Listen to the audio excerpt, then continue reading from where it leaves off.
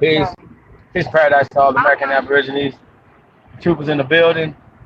Hey, shout out to my partner Todd Data around here somewhere, man, on the production. So shout out to that. Shout out to all the great ones tuned in. It's gonna be tuned in a little later, man. We definitely appreciate all the love, man. Y'all know, man, that intro always gets me hyped, man. Florida State intro, that theme music, man, it always gets me going, man. So shout out to that, man.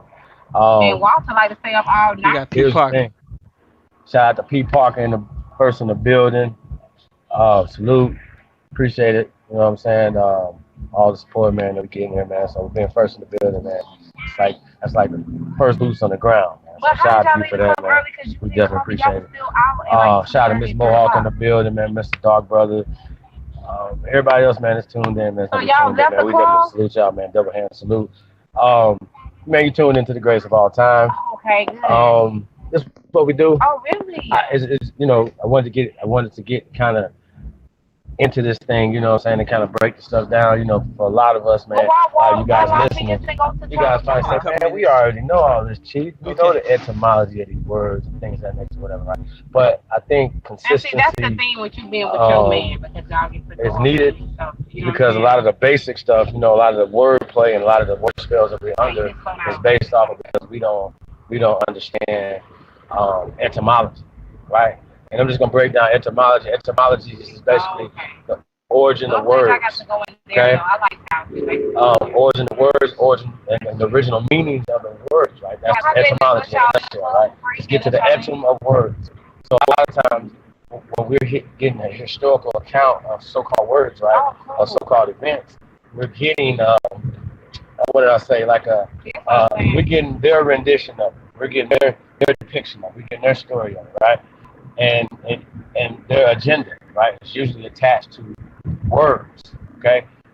I always try to tell people, always Come on, get out do this saying traffic. something to Let me empower drive. yourself. Let Hold on a me second. drive.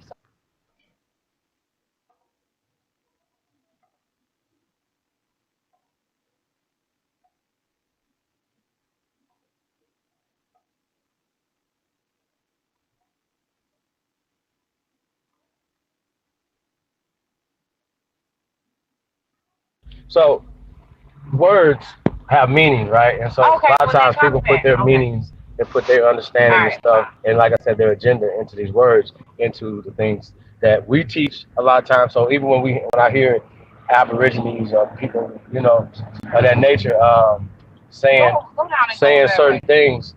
Hold on,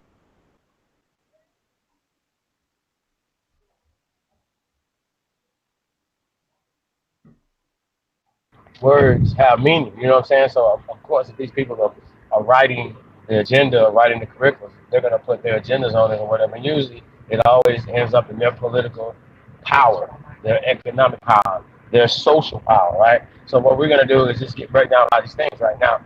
Shout out to Todd Data Man yesterday, the Lakeisha Alert Man. Go check out the Lakeisha app in the Play stores, Google or Play Store or Apple Play Store. So go check that out or whatever, man. And we're gonna get into that conversation a little later too, right? Just the brilliance of that. I seen SETI do a build on, like he said, like 75 Aborigine. He said African women have been kidnapped and things of that nature, whatever. But remember, that's what Ty Data, shout out to Lex Vortex, they started the Lakeisha Network for us. So salute to that, right? So shout out to the show yesterday, man. It was very informative, man. I never even heard of breadfruit. I think that was interesting, and we've always talked about networking and linking up with our brothers and sisters in the Caribbean islands, aka America. Y'all follow me? So that's what it is, right? So, but salute to the brothers and sisters. I remember Miss Carleen McLean was one of the panelists or whatever. I'm familiar with the other two brothers that was on there, so big ups to those brothers. Um, but the brother was breaking the stuff down, was brilliant, right? But he said some stuff, right? And he was explaining the Maroons, right? But I'm in the chat room and I'm like, yo, maroon only means brown. And when we get to the etum of the word, right? In Spanish, maroon is brown, still today. Okay? So when the Spanish, I'm not gonna say conquered the island or dealing with us. And I'm saying us, the Caribs, the Arawaks. Hey, You know, I like to say the Chief, if we're gonna get to the tribe. video, cause I gotta step away for a minute. Yeah. Okay, I got you, Ty. So just real quick. So I just wanted to get into, when we're talking words, right? We're talking the miseducation of our people, especially is it bound in these spells and these words or whatever, right? So the brother was saying it was giving a British perspective on the word maroon, so called the wild runaways and things like that or whatever, right? When that's just not the case. So even we're just talking about the word Jamaican and things or other words that these people are naming us, right? It gives a context, it gives ownership to other people. So we have to understand these word spells and how to break through them when we're hearing them. All right, so I wanted to salute Phil and Phil Advisory Show, right? I seen the video, right? Because I wanted to get into John Horse, right? Salute to the ancestor John Horse, and our ancestors, the Seminole, the Yamasee, the Creeks. You know what I'm saying? I could have put so many different tribes in there, man. The Gullah Geechee, you know what I'm saying? The Delaware, the Massachusetts, you know what I'm saying? The Pequods. I could have put a lot of these different tribes, and we're talking about so-called Jamaicans. You follow me? So-called, I understand so-called Haitians and things of that nature, whatever. We're just talking about the blackbirding that was going on, from taking people back and forth. So I say there's no separation between us and our brethren and sisters in the islands. So I just want to put that together, right? So shout out to Phil about the show, man. I seen this video, right? And I didn't know it was about Phil because I guess he changed his channel to African diaspora, something like that. Game, people out this video, whatever, and then we're gonna come back on the other side of it and break this thing down. And then salute you out of Raiders jersey on, man. I definitely salute that. So peace everybody. Shout out to everybody, man. Let's get it.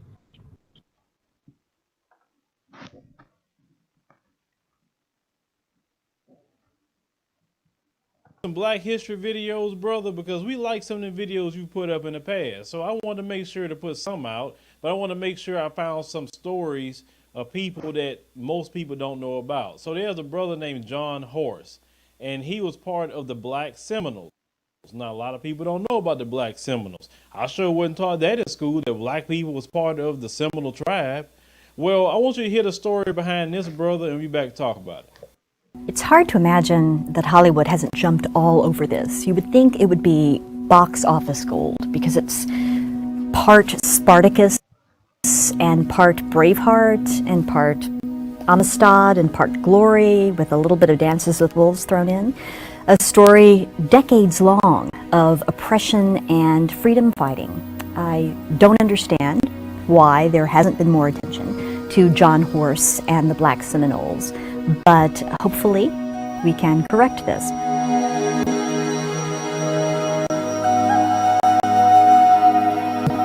John Horse and the Black Seminoles deserve to be remembered for a number of reasons. They created the largest haven in the U.S. South for runaway slaves. They led the largest slave revolt in U.S. history.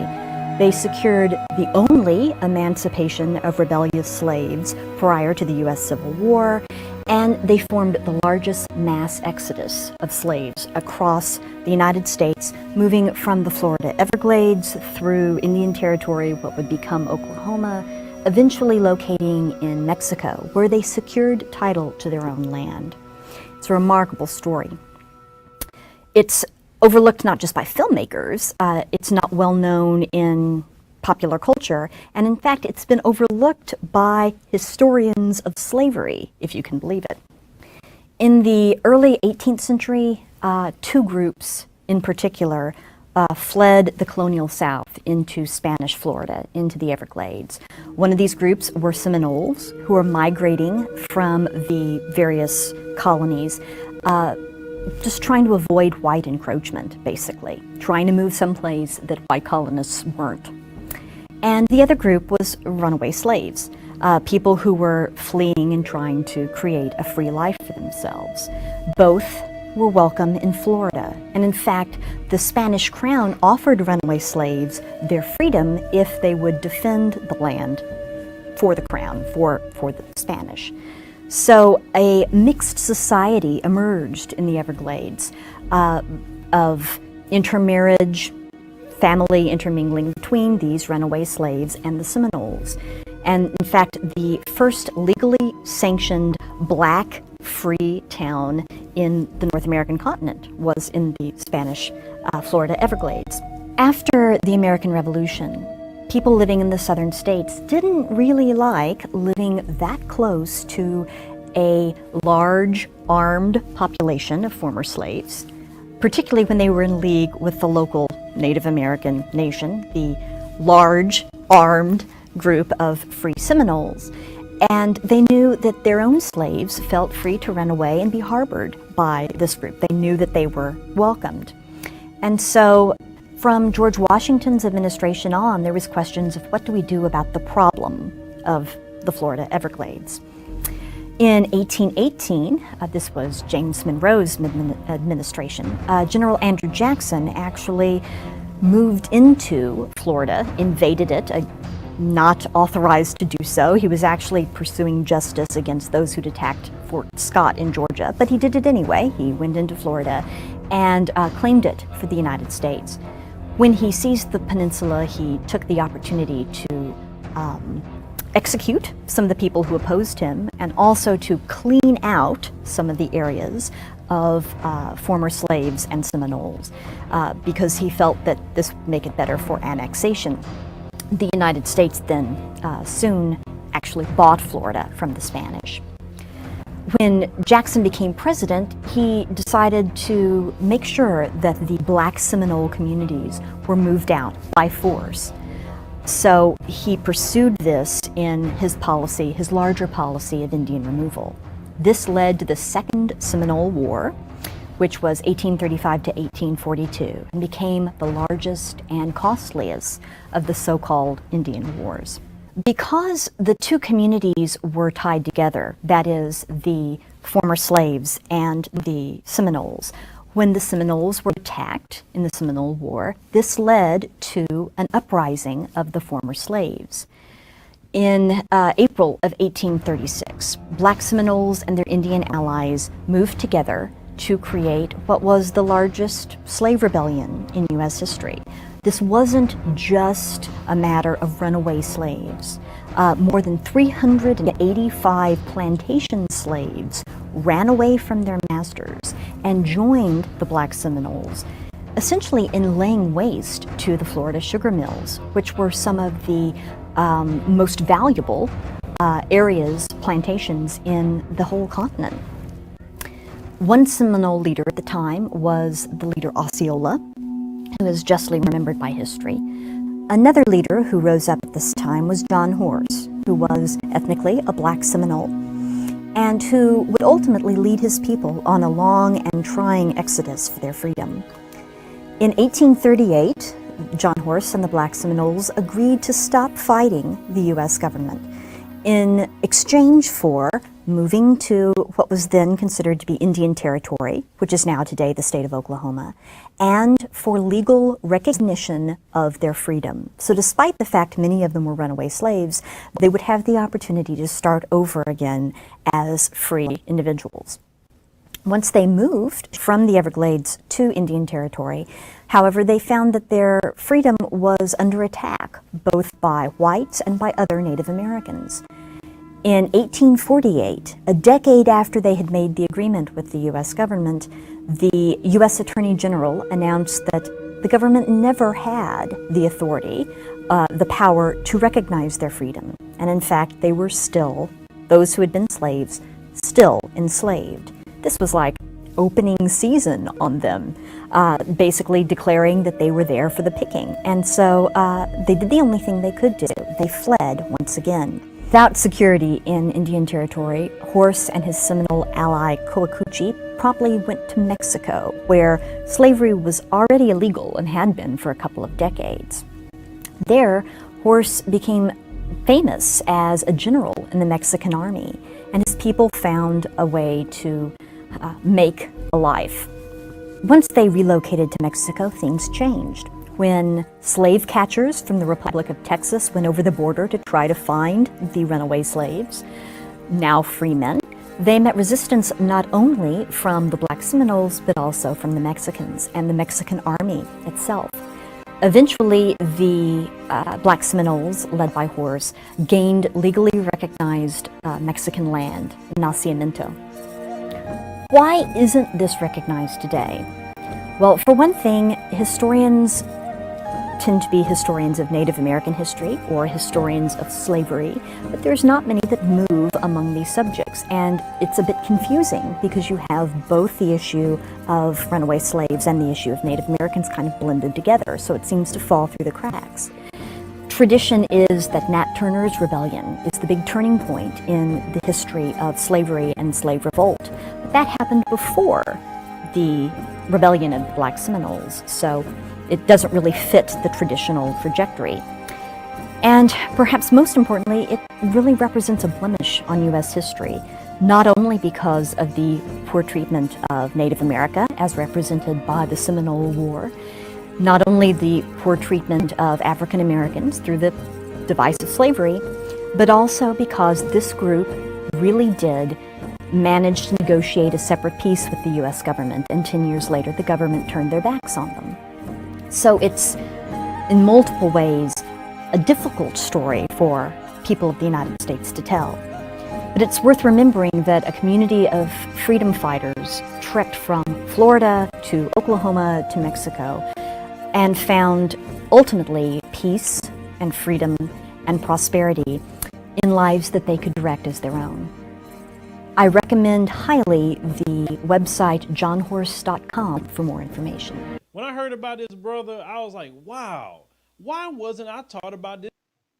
He created the internet business that produced these checks.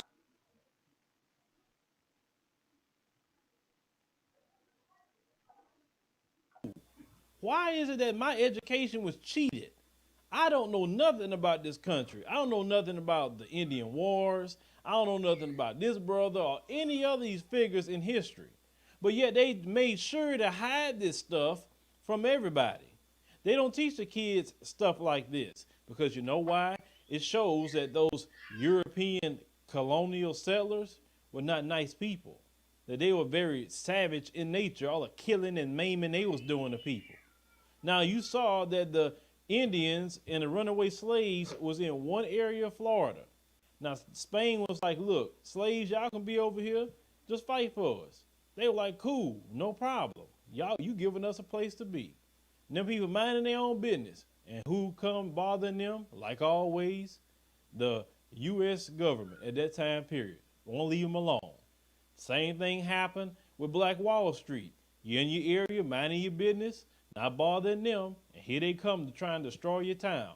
It's just a repeat of the same thing over and over and over that has happened to the Native American and the black man and black woman here in this country. But they don't want to talk about these stories. The woman asked why Hollywood haven't jumped on this. The reason why Hollywood have not jumped on this, they do not want to show the truth of this nation. They want to show that everything just great and, you know, nobody is just bad in the past and, oh, you know, we don't want to hurt anybody's feelings or make people feel bad or whatever. Man, forget that. This is what happened in this nation. This is American history, and we need to talk about it. Because if you don't talk about it, you don't share it, it could be something that could be repeated. And forget that. Now, one thing I liked in this particular story is the unity that it had within the black, Native American, and Mexican communities. As you heard, when they end up going to Mexico, they bought land down there. Those slave masters in Texas trying to come get slaves, and the Mexican army stood up against them and said, no, you're not going to come down here and do this stuff. Even the brother was even like a general in the Mexican army. And, you know, I remember one time I was told that they had a black man as president of Mexico, and it really intrigued me. I said, what? So I did some research on my own a while back and found out that was true. And I was like, how black people was the president of Mexico, and how black people end up down there? And then when I started finding out some other things, I was like, wow, man. I said, I was just lied to in my education so much. I mean, it's like, what else they have been lying to us about? Now, you notice this unity that they have, and now we don't have that unity today. You know why this unity isn't here with us today? Because those in power made sure to separate our communities and sow discord among our communities. We have more things in common than we do apart. Let's talk about genetically. Do you know the father and mother of the Native American is the African and the Asian? They got together, start having kids. That's where Native American came from.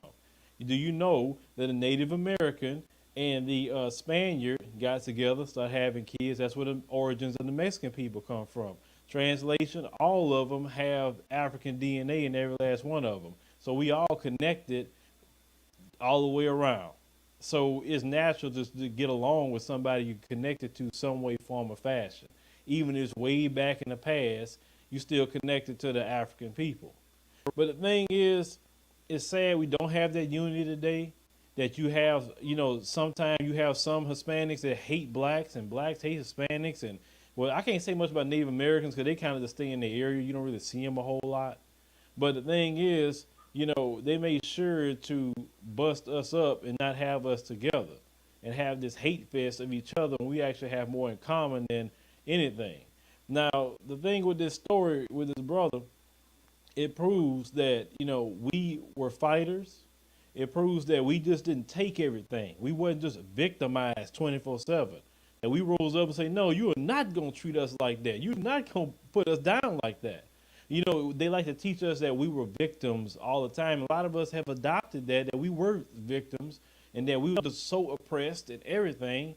But yet they don't never teach about none of the slave revolts. They never talk about that. How brothers and sisters got together and got even guns and everything and went at slave master too and killed a lot of them too. Because they don't teach that. They want us to forever think that we were just some slaves and we just got our freedom, not too long ago because of the stuff with Dr. King. They don't talk about the other people in the civil rights movement, like Malcolm X, it has to be a figure that is someone that is easy to control their legacy and someone that can be easily relatable to, not somebody who can speak the truth.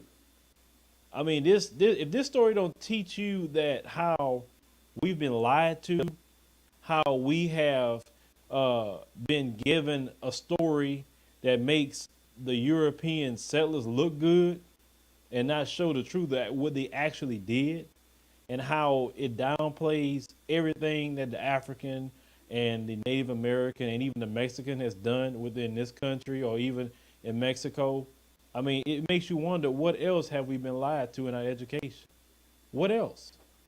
I mean, because it's sad how y'all lied to every last one of us about the history of this nation. Lies, lies, lies.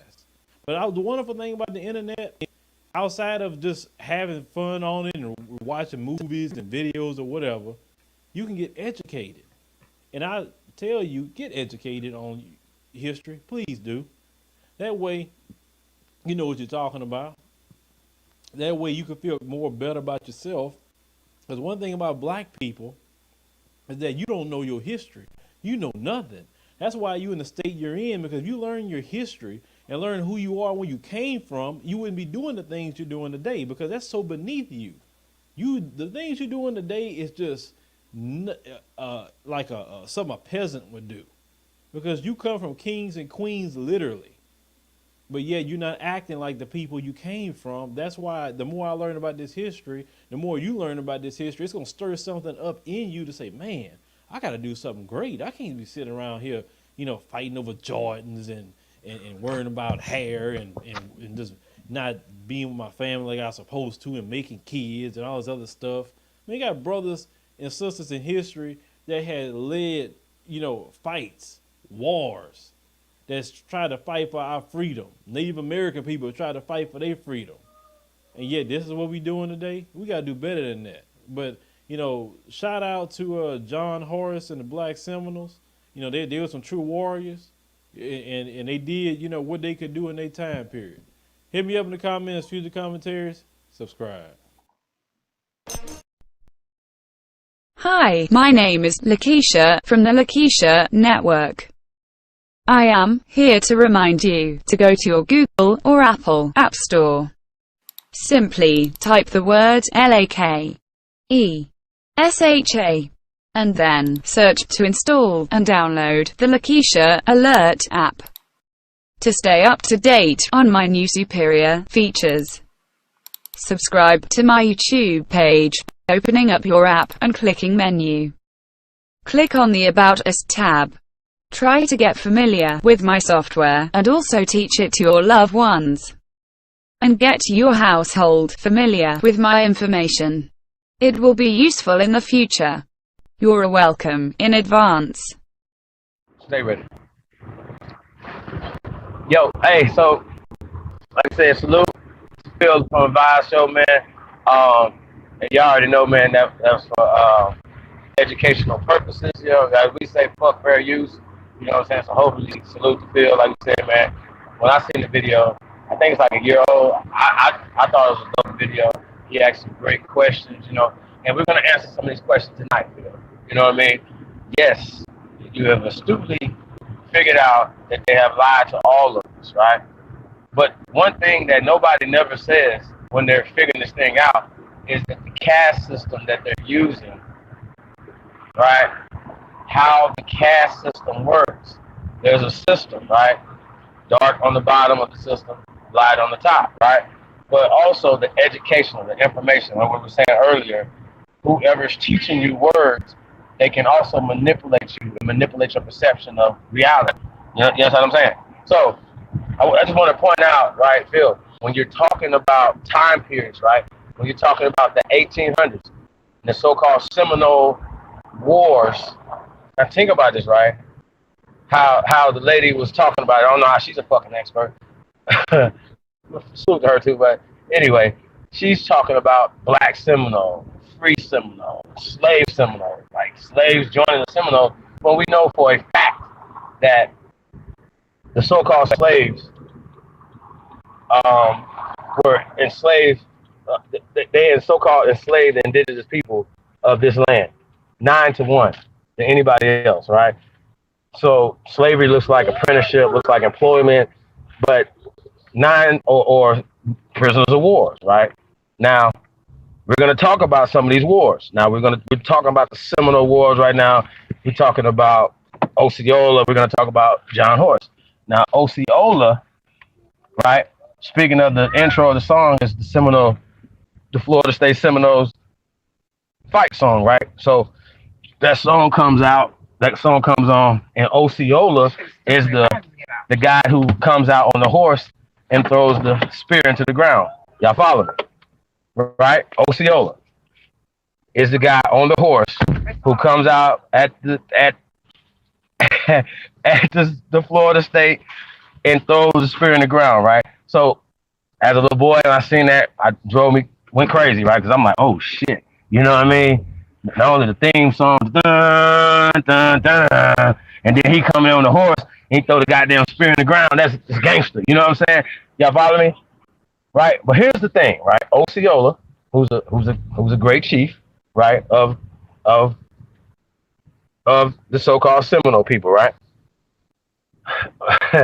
Anyway, Osceola's mother was Aborigine. She was a Seminole, right? She was raped by a European, a Caucasian, according to the story, birthing Osceola, who would be considered a mestizo. Well, y'all follow me?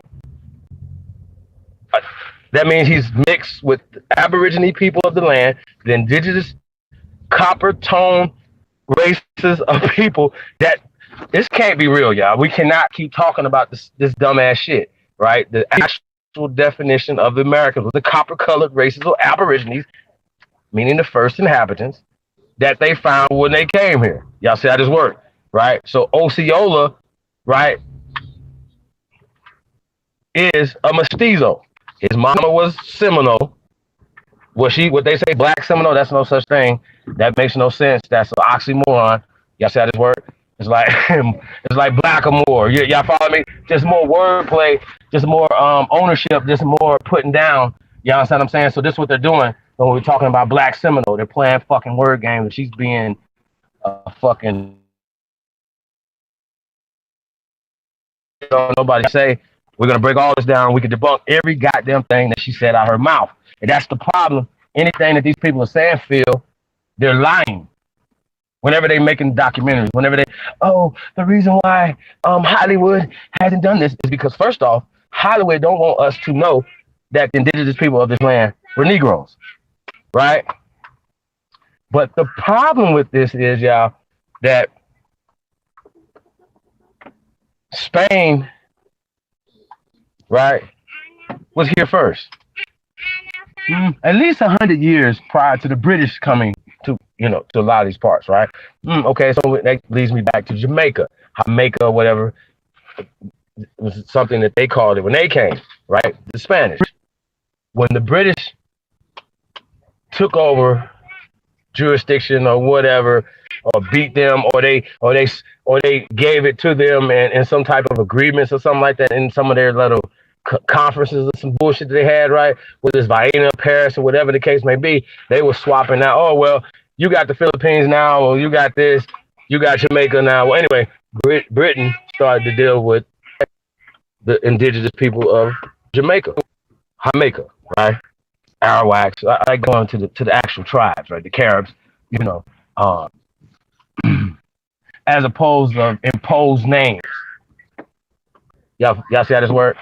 How they impose certain names of ownership. We're going back to ownership. If I create the names, you know what I'm saying? I'm creating the ownership, right? So, shout out to the brother Chad Murdoch in the building, right? So when we talk about the etymology of the word maroon, I could literally just I'm gonna go to the actual etymology of this word, right? And the actual etymology online.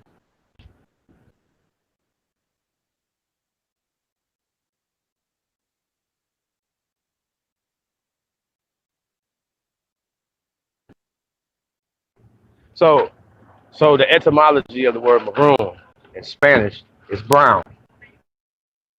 That's the etymology of it, right? But the British came in and they said, okay, well, you got maroons, brown people, right? Here, whatever that we're dealing with, and some of them have fighting us and ran up into the mountains that they know. You know what I'm saying? So this is how that works.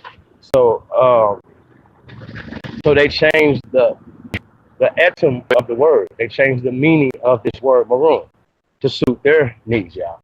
Okay? So the British are also dealing with us here in the Americas. When they came to the Americas, remember, Spain was in Florida first, right? Florida, right? They were in Florida first. So they had maroon colonies, there's what they call them cities, from Florida all the way to Canada. I could show you Arawaks all the way up to Mississippi and Indiana, places like that or whatever. I can show you this. So we can get to those things or whatever, but I'm just, let's just, so we can get to this, right?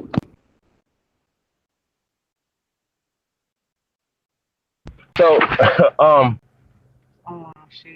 what I'm saying is that, brother, is that they're just changing the actual words. So when the British took over, which a lot of times we're talking about, the British have still basically running Jamaica because they're the educational system, because you're speaking the language, which they wrote the curriculums, which even our people are teaching the curriculum. So they say, oh, well, the Maroons are wild runaways up in the thing. Not saying that they didn't describe these and other descriptive terms of our ancestors. Well, we were wild. We were fighting back. You know what I'm saying? But we wasn't slaves. So once again, they're describing our people as slaves because we were.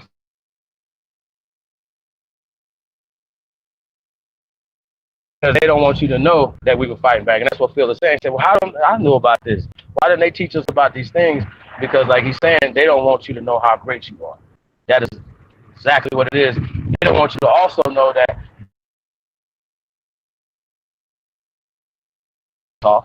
Washington was a so-called black man, aka Aboriginal to this land, because he was a Washita. So that is work. But here's the problem that they have, y'all, which is